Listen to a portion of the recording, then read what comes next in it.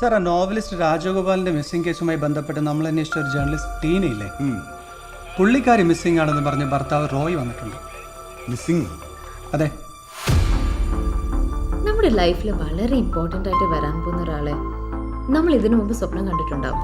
അയാളെ നമ്മൾ റിയൽ ലൈഫിൽ കാണുമ്പോൾ ഒരു സ്പാർക്ക് ഉണ്ടാവില്ലേ?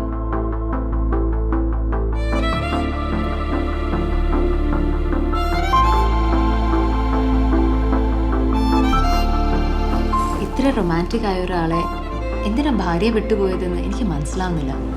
ടീനയ്ക്ക് അപകടം പറ്റിയെന്ന് ഞാൻ പറഞ്ഞിട്ട് ഇങ്ങനെന്താ വിശ്വസിക്കാത്തെ? അയാൾക്കെന്തോ ഡിസോർഡർ ഉണ്ടെന്നാ നാട്ടുകാർ പറയണേ. ഞാൻ പറഞ്ഞില്ലേ അയാൾക്ക് മിസ്സിംഗ്. അതല്ല സാർ, അവൾക്ക് എന്തോ സംഭവിച്ചിട്ടുണ്ട് സാർ.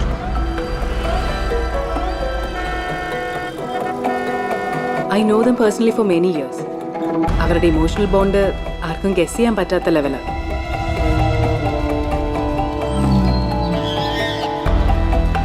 നിങ്ങളുടെ പോലീസ് ബുദ്ധിയിൽ അളക്കാൻ പറ്റുന്ന ബന്ധമല്ല ഞാനും ടീനയും തമ്മിലുള്ളത്.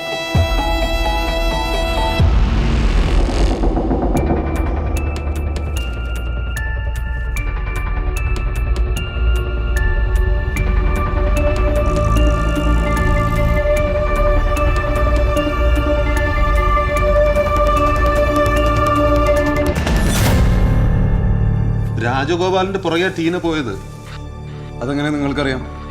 ഞാനാ വഴി പറഞ്ഞു കൊടുത്തത്. കാണാതായവരെ എവിടെ ഉണ്ടെന്ന് ഞാൻ പറയട്ടെ. വഴിക്കടവിൽ നിന്ന് നാടുകാണി പോകുമ്പോൾ ഇടത്തോട്ട് തിരിഞ്ഞ മരുതപ്പുഴ. കാണാതായവരവിടെയുണ്ട്. ഒരു ലൈഫല്ലേ ഉള്ളൂ.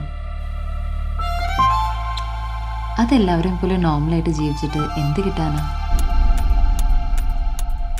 This number can't be reached right now.